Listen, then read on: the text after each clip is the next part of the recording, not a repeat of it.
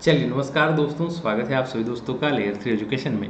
आज जो हम लोग करने वाले हैं, आप लोगों ने टेस्ट का थंबनेल देख लिया होगा कि आज आपकी संविदा वर्ग 2 जो एग्ज़ाम आने वाली है अप्रैल 2023 में जो एग्ज़ाम होगी, उसके लिए हम लोग आज एक मैथ्स का टेस्ट रख रहे हैं। ठीक है, अदर सब्जेक्ट भी हैं वर्ग 2 में, लेकिन मैथ्स हम लोग पढ़ा रहे हैं। मैं मैथ्स पढ़ाता हूँ, तो मैथ्स की तैयारी हम लोगों ने अभी से शुरू कर दी है। जिन लोगों ने एग्ज़ाम देना है वो पहले आज टेस्ट देकर के देखें कि किस तरीके की आपकी तैयारी है पिछली, है ना, और आगे आपको कैसी तैयारी करना है। तो चलिए टेस्ट शुरू करते हैं, है ना। टेस्ट में आप लोगों को दोनों टाइप के क्वेश्चन मिलेंगे। ठीक है, आपकी जो वर्ग 2 एग्जाम होगी, संविदा शिक्षक वर्ग 2, है ना, उसमें आप लोगों को 60 अंक की गणित यहाँ पर मिलेगी। 60 अंक यानी कि 60 नंबर की गणित इसमें मिलेगी, जिसमें आप लोगों को 45 यानी कि 45 क्वेश्चन तो आप लोगों को अंक गणित के मिलेंगे, जहां पर क्वेश्चन आपको सोल्व करना रहेंगे मैथ्स के। ठीक है, और जो 15 नंबर रहेंगे उसमें आप लोगों को पेडागोजी यानी कि गणित शिक्षण शास्त्र के क्वेश्चन आप लोगों को मिलेंगे। ठीक है, तो यहां पर दोनों मिलाकर के 60 अंक का आपका गणित का पेपर होगा वर्ग 2 में। ठीक है, 60 अंक तो ये, फिर 30 अंक का आपका बाल विकास होगा। ठीक है, 30 नंबर आपके बाल विकास के होंगे, है ना। फिर 30 अंक जो है वो आपके लैंग्वेज 1 यानी कि हिंदी, लैंग्वेज 1 यानी कि हिंदी, और लैंग्वेज 2 के 30 नंबर यानी कि जो भी आप लेते हैं, इंग्लिश लेते हैं तो इंग्लिश के, और संस्कृत लेते हैं तो संस्कृत के। ठीक है, ऐसे करके 60 नंबर ये, 30 नंबर, 30 नंबर और 30 नंबर, ऐसे करके कुल 150 अंक का आपका पेपर होगा। ठीक है, बहुत सारे बोल रहे हैं सर साइंस का और मैथ्स का सेम है क्या? नहीं, साइंस का भी अलग 60 नंबर का आता है, वो सीटेट में जरूर दोनों का मिक्स चलता है, लेकिन आपके एमपीटेट में साइंस अलग है और मैथ्स अलग है। ठीक है दोस्तों, तो मैथ्स जो लोग कंटिन्यू करेंगे उनके 60 अंक का यहाँ पर इस तरीके से पेपर होगा। चलिए शुरुआत करते हैं आज के टेस्ट का। सबसे पहला क्वेश्चन आपके सामने ये रहा। आप लोग कॉपी पेन लेकर के जरूर बैठिएगा, जो लोग भी इस वीडियो को देख रहे हैं। ठीक है, और ये स्पेशल वर्ग 2 के लिए है। अगर आप लोग किसी और एग्जाम की तैयारी कर रहे हैं तो वीडियो को तो देख सकते हैं, क्योंकि मैथ्स तो आपकी सेम ही है, लेकिन इसमें पेडागोजी के क्वेश्चन आएंगे तब आपको थोड़ा सा मन मारना पड़ेगा।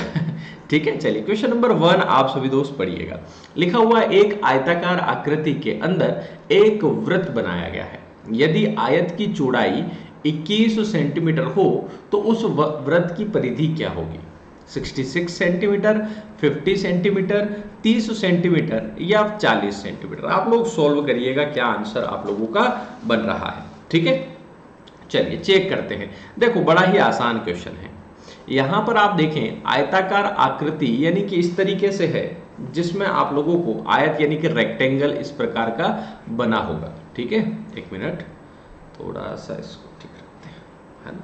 चलो देखना, इस प्रकार की आयताकार आकृति है। ठीक है, उसके अंदर आप लोगों का एक वृत्त यानी कि सर्कल बनाया गया है ना।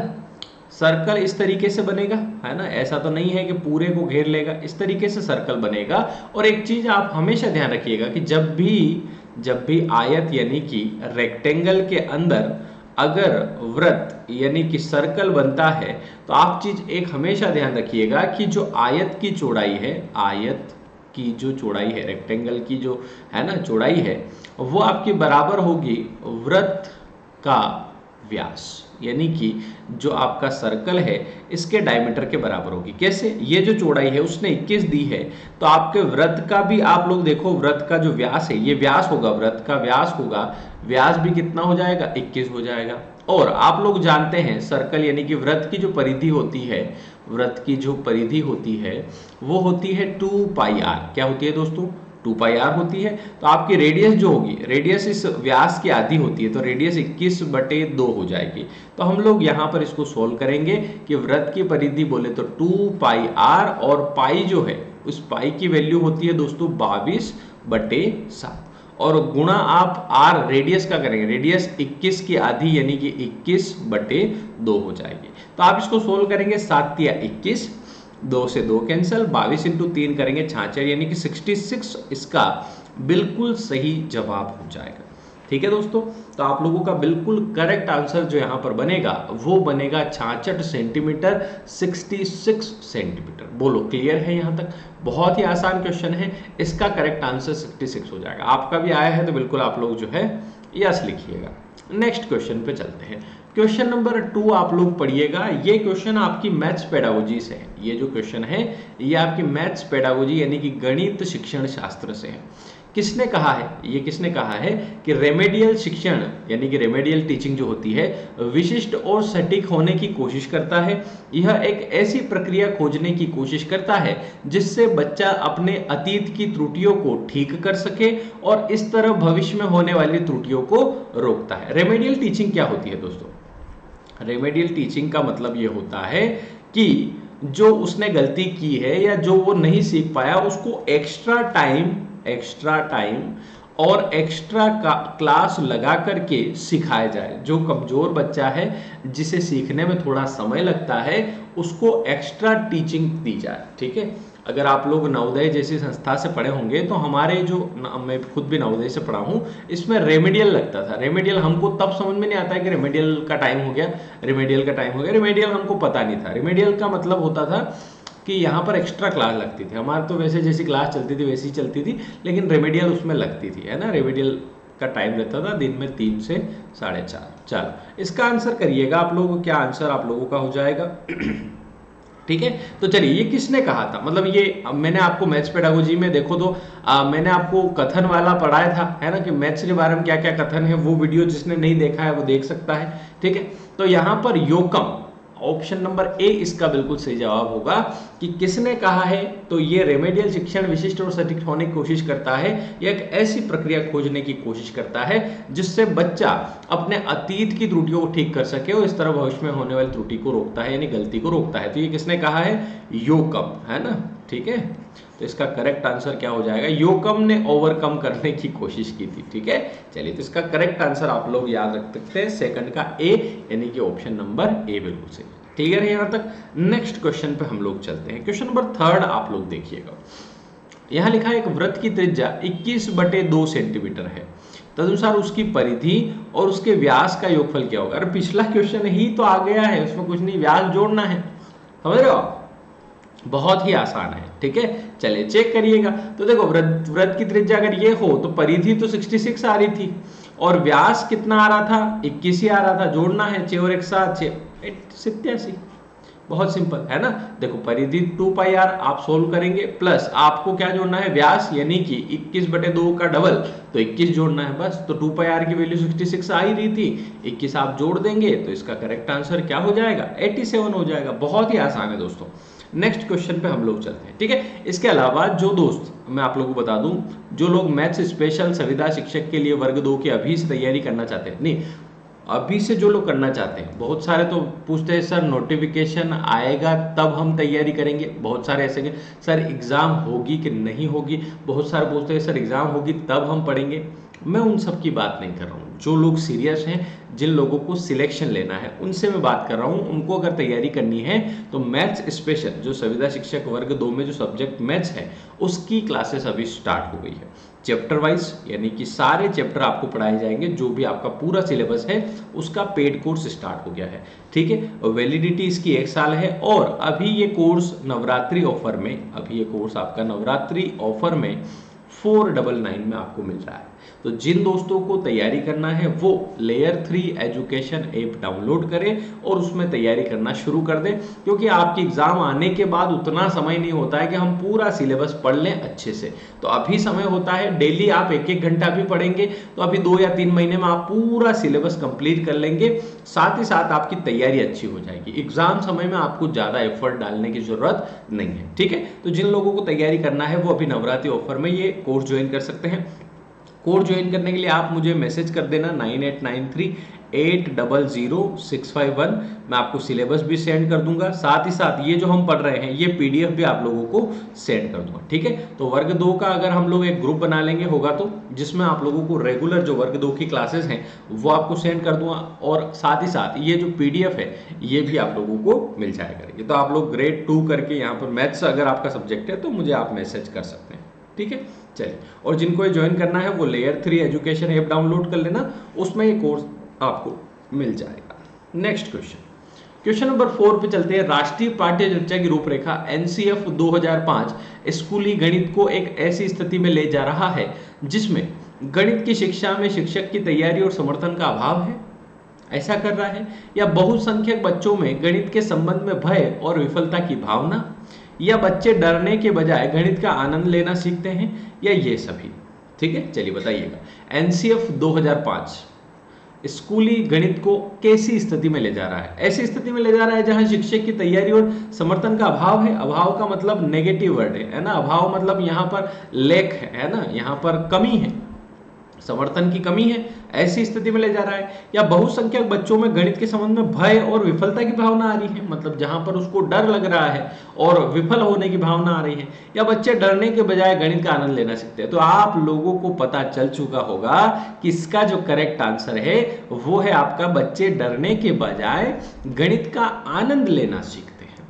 ठीक है दोस्तों, चलिए क्वेश्चन नंबर 5 पर हम लोग चलते हैं। क्वेश्चन नंबर 5 देखिएगा। भुजा 6 सेंटीमीटर वाले एक वर्ग के अंतर्गत खींचे जा सकने वाले वर्ग का क्षेत्रफल क्या होगा दोस्तों? ठीक है, चलिए आप लोग सोल्व करिएगा, क्या आंसर आ रहा है। तो बड़ा ही आसान है, वर्ग के अंतर्गत वृत्त। वर्ग मतलब आप समझते होंगे, वैसे भी इंग्लिश और हिंदी दोनों में आएगा। वर्ग का मतलब होता है स्क्वायर, यानी कि जिसकी ऑल साइड इक्वल हो, ये स्क्वायर। और वृत्त हमने अभी सीखा सर्कल। ठीक है, तो ये सर्कल, स्क्वायर, ये सब चैप्टर सीखना है तो आप चैप्टर वाइज क्लास ज्वाइन कर लेना, है ना। देखो वो बोल रहा है स्क्वायर के अंदर एक अगर वृत्त खींचा जाता है ना, तो इस तरीके से उसका क्षेत्रफल क्या होगा। देखो 6 सेंटीमीटर भुजा, सेंटीमीटर एक वर्ग के अंदर भुजा 6 सेंटीमीटर इसकी। तो मैंने बोला कि जहां आयत की चौड़ाई बताई थी वहीं ही वर्ग की जो भुजा है, वर्ग की जो भुजा है यानी कि इस स्क्वायर की जो एक साइड है वो बराबर होगी वृत्त के व्यास के, वृत्त के व्यास के बराबर होगी। अब देखो अगर वृत्त का व्यास अगर 6 होगा, यानी कि सर्कल का जो डायमीटर है वो अगर 6 होगा, तो रेडियस कितनी हो जाएगी? 6 की आधी। रेडियस जो है वो आधी होती है, 3 ही होगी बस। तो आप लोग सोल्व करेंगे तो वृत्त का क्षेत्रफल आप जानते हैं पाई आर स्क्वायर होता है। क्या होता है? पाई आर स्क्वायर। तो पाई तो सब में कॉमन है, आर का स्क्वायर यानी कि रेडियस आपकी कितनी हो जाएगी? 3। तो पाई और 3 का स्क्वायर, 3 का स्क्वायर होता है 9 पाई, तो 9 पाई सेंटीमीटर स्क्वायर इसका बिल्कुल सही आंसर हो जाएगा। आप लोगों का जो बिल्कुल करेक्ट आंसर यहाँ पर बनेगा दोस्तों वो बन जाएगा 9 पाई सेंटीमीटर स्क्वायर। क्लियर है यहाँ तक? बहुत ही ईजी है, बहुत ही आसान है। नेक्स्ट क्वेश्चन पे हम लोग चलते हैं। क्वेश्चन नंबर 6 आप सभी दोस्त देखिएगा। गणित को पढ़ाने में निपुण विधि के प्रयोग में निम्नलिखित में से किस सिद्धांत का पालन किया जाता है? जो निपुण विधि है, गणित में अलग अलग विधियां होती है गणित को पढ़ाने की। आगमन विधि होती है, निगमन विधि होती है, खेल विधि होती है, अलग अलग विधियां होती है ना। तो उनमें निपुण विधि के प्रयोग में निम्नलिखित में से किस सिद्धांत का पालन किया जाता है? ऑप्शन नंबर ए अज्ञात से ज्ञात की ओर अग्रसर होता है, सामान्य से विशेष तक की प्रक्रिया है, विशेष रूप से सामान्य से आगे बढ़ता है, दोनों बी और सी। बताइएगा क्वेश्चन नंबर 6 का जो आंसर आप लोगों का बन रहा है वो क्या बन रहा है? कोशिश करिएगा, आंसर लाइएगा। जो भी आपका आंसर आ रहा है तो 6 का आंसर जो इसमें करेक्ट बताया वो बता देता हूं। उसका करेक्ट आंसर यहाँ पर जो होगा वो हो जाएगा बी। ऑप्शन नंबर बी इसका बिल्कुल सही जवाब हो जाएगा। क्लियर है दोस्तों? तो ऐसे आप लोगों को करना है। नेक्स्ट क्वेश्चन पे चलते हैं। एक मिनट, क्वेश्चन नंबर 7 पर हम लोग मूव करते हैं। ठीक है, चलिए क्वेश्चन नंबर 6 पे हम लोग चलते हैं। 6 हो गया है, 7 पे हम लोग मूव करते हैं। ठीक है, ये रहा क्वेश्चन नंबर 9 है तो 7 पे चलते हैं। क्वेश्चन नंबर 7 आप सभी दोस्त देखिएगा क्या लिखा हुआ है। एक घड़ी में शाम के 4 बजे दोनों सुइयों के बीच बनने वाले कोण तथा वृहद कोण के बीच कितने डिग्री का अंतर होगा? दोनों सुइयों के बीच बनता है न्यून कोण और एक बाहर बनता है वृहद कोण। ठीक है, जैसे यहाँ पर अगर आप लोग ध्यान से देखें तो जो अंदर बन रहा है ये आंतरिक कोण होता है, अंतः कोण होता है, और ये जो बाहर बन रहा है ये बाह्य कोण होता है। इनमें क्या अंतर है दोस्तों? वैसे मैं आप लोगों को बता दूं, जिनको नहीं पता वो ध्यान देने की कोशिश करना। एक घड़ी में कितने डिग्री का कोण होता है? जब हम लोग ज्योमेट्री पढ़ेंगे, हालांकि ज्योमेट्री मैंने पढ़ाई थी वर्ग 3 में, ज्योमेट्री जब हम पढ़ेंगे तो एक जो गोल पूरा जो कोण होता है इसे संपूर्ण कोण कहा जाता है। क्या कहा जाता है दोस्तों? संपूर्ण कोण कहा जाता है, जो कि कितने डिग्री का होता है? 360 डिग्री का होता है। पूरी जो पृथ्वी है वो गोल गोल 360 डिग्री की होती है। वैसे ही संपूर्ण कोण घड़ी का भी है। अब इसे 12 घंटों में अगर हम डिवाइड करें, अगर इसे 360 डिग्री को 12 घंटों में डिवाइड करें तो हर एक घंटे में 30 डिग्री का कोण बनता है। एक घंटे में कितने डिग्री का कोण बनता है? 30 डिग्री का। जैसे मान लो मैं कहूँ 12 से 1 बजे के बीच में, 12 से 1 के बीच में कितने डिग्री का कोण है, तो ये आप लोगों का जो मैं रेड कलर से नोट कर रहा हूँ, ये आपके कितने डिग्री का कोण हुआ? ये आपके 30 डिग्री का कोण हुआ। कितने डिग्री का? 30 डिग्री का। ऐसे ही करके अगर 2 बजे पूछे 2 बजे कितने डिग्री का कोण बनेगा, तो 30 दूना 60, ऐसे करके। तो अब वो बोल रहा है कि बीच सुइयों के बीच बनने वाले यानी कि अंतः कोण और बृहद कोण में कितना अंतर है। तो अंदर जो कोण बन रहा है आप देखो 4 बजे, 4 बजे कितने डिग्री का कोण बनेगा? यहाँ से 1 घंटा, 2 घंटा, 3 घंटा और 4 घंटा। तो यहाँ पर 1 घंटे में 30 डिग्री का बनता है दोस्तों, और 4 घंटे में कितना बनेगा? 3 चौक 12 यानी कि 120 डिग्री का। फिर आप लोग यहाँ पर देखेंगे, यहाँ पर कितने डिग्री का बनेगा, तो आप देखना कि ये 4 घंटे हो गए हैं, टोटल 12 होते हैं, तो 12 में से 4 गए, 8 घंटे और हैं, तो 3 8 24 यानी कि 240 डिग्री का बाहर बन जाएगा। समझ रहे हो? यहाँ अंदर आपके 120 का बना तो बाहर कितने का बन जाएगा? 240 डिग्री। और इन दोनों का अंतर बताना है, इन दोनों का अंतर आपको बताना है। तो 240 में से 120 गया तो 120 आ जाएगा, यानी कि बिल्कुल करेक्ट आंसर जो आप लोगों का बनेगा दोस्तों वो बन जाएगा 120। बोलो क्लियर है क्या? तो बहुत ही आसान है, सिंपल है, आप कर सकते हैं। नेक्स्ट क्वेश्चन पे चलते हैं दोस्तों। क्वेश्चन नंबर 8 आप सभी दोस्त पढ़िएगा, क्या लिखा हुआ है करने की कोशिश करिएगा। लिखा हुआ है, निम्नलिखित में से किस आयोग ने गणित को उच्च माध्यमिक तक अनिवार्य विषय के रूप में रखने के बारे में समझाया? कौन सा आयोग है जिसने गणित को उच्च माध्यमिक तक अनिवार्य यानी कि कंपलसरी सब्जेक्ट के रूप में रखने के लिए समझाया है? कोठारी आयोग ने समझाया है, मुदालियर आयोग ने समझाया है, हंटर आयोग ने समझाया है, या इनमें से कोई नहीं? ठीक है, तो सॉल्व करिएगा आप सभी दोस्त, क्या आंसर आप लोगों का बन जाएगा। क्लियर है क्या? तो बहुत ही आसान है ना, क्लियर है, आप लोग कर सकते हैं। यहां पर आप लोगों को बता दूं किसने समझाया है, तो कोठारी आयोग ने समझाया, यानी कि ऑप्शन नंबर ए जो आप लोगों का होगा वो बिल्कुल सही जवाब हो जाएगा। क्लियर है क्या? तो बहुत इजी है दोस्तों, आप कर सकते हैं यहाँ पर, है ना, कोई दिक्कत नहीं है। वैसे भी आप लोगों को बता दूं, मैं पेडागोजी भी आप लोगों को उस कोर्स में पूरी पढ़ाएंगे, जो भी आपके सिलेबस में पेडागोजी है पूरी, है ना, वो भी हम लोग पढ़ेंगे, प्लस अंक गणित भी करेंगे, यानी कि 60 अंक की गणित हम लोग पूरी करेंगे। ठीक है, जिनको भी पढ़ना है आप बिल्कुल ज्वाइन कर सकते हैं। ठीक है, चलिए क्वेश्चन नंबर 9 आप लोग देखिएगा। दोपहर 2 बजे घड़ी में बनने वाला वृहद कोण दोनों सुइयों के बीच बनने वाले न्यून कोण से कितना गुना होगा? अब आप लोगों को इसका आंसर कर लेना है। पिछला क्वेश्चन हमने दे दो, घड़ी में 2 भी बज रहे हैं, तो बोला घड़ी में बनने वाला जो वृहद कोण है वो सुइयों के बीच बनने वाले न्यून कोण का कितना गुना है। ठीक है, तो पहले तो आप न्यून कोण बताओ कि घड़ी में जो न्यून कोण बन रहा है वो कितने डिग्री का है और उसका कितना गुना है वृहद कोण। ठीक है, यानी कि जो बड़ा कोण है बाहर, सुइयों के बाहर बन, वो कितना गुना है। तो सबसे पहले तो देखो 2 बजे कितने डिग्री का कोण बनेगा, तो यहाँ पर 2 बजे यानी कि 2 घंटे है, तो 1 घंटे में 30 डिग्री का, तो 2 घंटे में 60 डिग्री का। तो ये जो कोण है ये 60 डिग्री का है दोस्तों। कितने डिग्री का? 60। तो न्यून कोण तो आप लोगों का कितने डिग्री का आ रहा है? 60 डिग्री का। अगर ये 60 डिग्री का है तो बाकी बचा हुआ कितना होगा? टोटल 360 होता है, टोटल राउंड में आपका 360 होता है, उसमें से 60 हो गया है तो बचा 300 डिग्री, यानी कि वृहद कोण जो होगा वो 300 डिग्री का होगा। अब ये 60 का कितना गुना है, तो आप भी जानते हैं कि 60 का 5 गुना अगर हम लोग कर दें तो 300 आता है, 6 पंजे 30 ही तो होता है, तो 5 गुना इसका बिल्कुल सही जवाब होगा। ऑप्शन नंबर डी जो आएगा ना दोस्तों वो बिल्कुल करेक्ट आंसर यहां पर बन जाएगा। क्लियर है? बहुत इजी है, बहुत सिंपल है। नेक्स्ट क्वेश्चन पे हम लोग चलते हैं। क्वेश्चन नंबर 10 आप सभी दोस्त देखिएगा और करने की कोशिश करिएगा। क्या लिखा हुआ है दोस्तों? लिखा है निम्नलिखित में से स्कूल में गणित शिक्षण के उद्देश्य क्या है? निम्नलिखित में स्कूल में जो गणित शिक्षण है उसके क्या उद्देश्य है, क्या ऑब्जेक्टिव है? निर्णय लेने की उनकी शक्ति का विकास करना, समस्या समाधान की तकनीक का विकास करना, उनकी तार्किक सोच, तर्क शक्ति और विश्लेषणात्मक और आलोचनात्मक सोच का विकास करना, या उपरोक्त सभी। तो आप लोगों को पता चल रहा है कि गणित शिक्षण का मुख्य उद्देश्य क्या है दोस्तों, तो वो है आप लोगों का बिल्कुल correct answer option number D जो होगा वो बिल्कुल सही जवाब हो जाएगा। क्लियर है मेरे दोस्तों? नेक्स्ट क्वेश्चन पे हम लोग चलते हैं।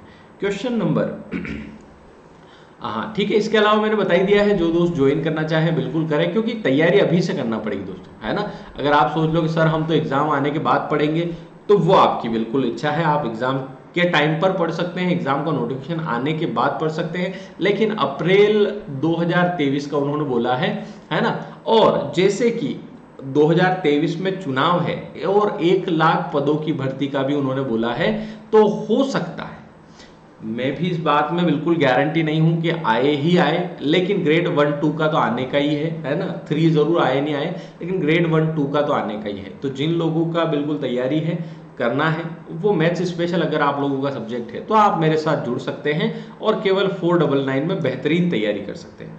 क्या होगा सर अगर एग्जाम नहीं आए तो, है ना, ये भी पॉइंट आता है मन में। सर मान लो हम लोगों ने ये पढ़ लिया है ना, और एग्जाम नहीं आई तो आप कहीं ना कहीं तो पढ़ा रहे होंगे ठीक है, आप कहीं ना कहीं तो पढ़ा रहे होंगे, तो आप मेरी टेक्निक सीखेंगे कि पढ़ाते कैसे, है ना। और साथ साथ ये सीखेंगे कि मैथ्स में जो आप सब्जेक्ट में मैथ्स, अगर आप सब्जेक्ट मैथ्स पढ़ा रहे हैं, तो उसमें कितनी चीज़ें हैं आप पढ़ाएंगे, है ना। तो ये नॉलेज है, आप लोगों को ज़रूर काम आएगा। लेकिन आप अगर ऐसा मान के चलते हैं कि सर मैं केवल एग्जाम के लिए ही पढ़ता हूँ, है ना, तो आप एग्जाम आने के बाद ही पढ़िएगा, अभी से पढ़ने की जरूरत नहीं है। लेकिन जो लोग चाहते हैं, है ना, वो बिल्कुल अभी से तैयारी शुरू कर सकते हैं। चलिए ठीक है, आगे बढ़ते हैं। और जिनको ज्वाइन करना है, मान लो कोई समस्या आ रही है कि सर पेमेंट हमको दूसरे से करवाना है या कुछ समस्या है, तो आप मुझे इस नंबर पे 9893800651 पे मैसेज कर सकते हैं व्हाट्सएप पे, ठीक है। मैं आपको कोई भी इससे रिलेटेड कोई दिक्कत है तो मैं आपको बता दूंगा। आगे बढ़ते हैं दोस्तों, नेक्स्ट क्वेश्चन पे चलते हैं।